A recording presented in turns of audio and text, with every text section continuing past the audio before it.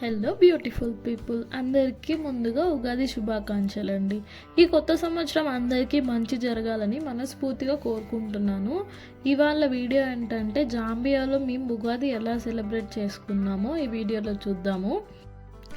ఇంటికి చక్కగా మామిడి తోరణాలు కట్టేశాము. ఇది చూస్తుంటే పండగ వచ్చేసింది అనిపిస్తుంది కదా. చిన్నప్పుడు నాన్న వాళ్ళు ఇలాగా మామిడాకులు తీసుకొచ్చి తోరణాలు కట్టమంటే మనం కట్టకుండా ఎస్కేప్ అయ్యే వాళ్ళం కదా. బుజ్జిగన్నపైన చూసారా ఎలా ఉన్నారో? మీకు ఎలా అనిపించింది? బుజ్జిగన్నపై ఎలా ఉన్నారో కమెంట్లో చెప్పేయండి. మన ఇండియన్ ఫెస్టివల్స్ వస్తే మనం ఇండియాలో ఉన్నా లేకపోయినా ప్రపంచంలో ఎక్కడున్నా మన పద్ధతులు అస్సలు మర్చిపోకుండా మనం బాగా సెలబ్రేట్ చేసుకుంటాం కదండి. నేను కూడా అలానే ఇండియా నుంచి ఎంత దూరంలో ఉన్నా ఈ ఉగాది అయితే చాలా బాగా సెలబ్రేట్ చేసుకున్నాను. మేము ఇండియాలో ఉంటే మా మామయ్యకి బట్టలు పెట్టుకొని ఉగాదికి పూజ చేసుకునే వాళ్ళము. మేము లేము కాబట్టి మా అత్తయ్య మా మామగారికి బట్టలు పెట్టి పూజ చేశారు. మా మామయ్య అంటే మా హస్బెండ్ వాళ్ళ నాన్నగారండి.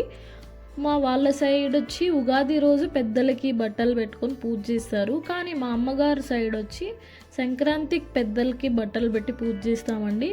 మీ ఊర్లో ఎలా సెలబ్రేట్ చేస్తారో, ఇలానే ఉగాదికి పెద్దలకి బట్టలు పెడతారా లేదంటే సంక్రాంతికి పెడతారా కమెంట్లో చెప్పండి. అంటే నాకు కొత్తగా అనిపించింది పెళ్ళయ్యాక, ఏంటబ్బా ఉగాదికి బట్టలు పెడుతున్నారు అంటే. చిన్నప్పటి నుంచి సంక్రాంతికి బట్టలు చూడడమే నాకు తెలుసు. సో పెళ్ళైన ఫస్ట్ ఇయర్ ఇండియాలో ఉన్నాము. ఇండియాలో ఉన్నప్పుడు మేము ఉగాది ఎలా సెలబ్రేట్ చేసుకుంటామో ఇప్పుడు యాడ్ చేస్తున్నా చూడండి. మా ఇంటికి ఆపోజిట్ ఇంట్లో అరటి చెట్టులు ఉన్నాయన్నమాట. సో వాళ్ళ దగ్గర అడిగితే ప్రసాదం పెట్టడానికి అరిటాకులు కావాలి కదా, అందుకని అరిటాకులు కోసుకోవడానికి మా హస్బెండ్ వెళ్తే నేను వెళ్ళి వీడియో తీశాను. ఒక పెద్ద అరిటాకు కోసుకున్నారనమాట ప్రసాదాలు పెట్టడానికి. అంటే వాళ్ళ నాన్నగారికి ప్రసాదం పెడతాం కదా బట్టలు పెట్టి నైవేద్యంగా, దానికోసము ఒక పెద్ద అరిటాకు కోసుకున్నాము. మా అత్తయ్య ఓలిగలు చాలా బాగా చేస్తారండి. ఇంకా ఫెస్టివల్ కాబట్టి కంపల్సరీ చేస్తారు. అక్కడ శనగబేడలు రుబ్బుతున్నారు చూసారా, చాలా ఓపిక్గా చేస్తారు. మిక్సీకి కూడా వేయరనమాట, రోల్లోనే రుబ్బితే చాలా టేస్ట్గా ఉంటాయనేసి అమ్మ బాగా చేస్తారు.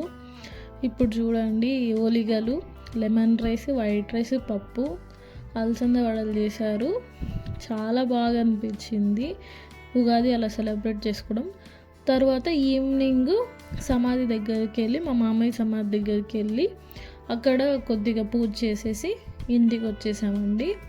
దాంతో ఉగాది కంప్లీట్ అయిపోయిందనమాట. మీరు ఎలా చేసుకున్నారో కమెంట్లో చెప్పండి. చలో బాయ్.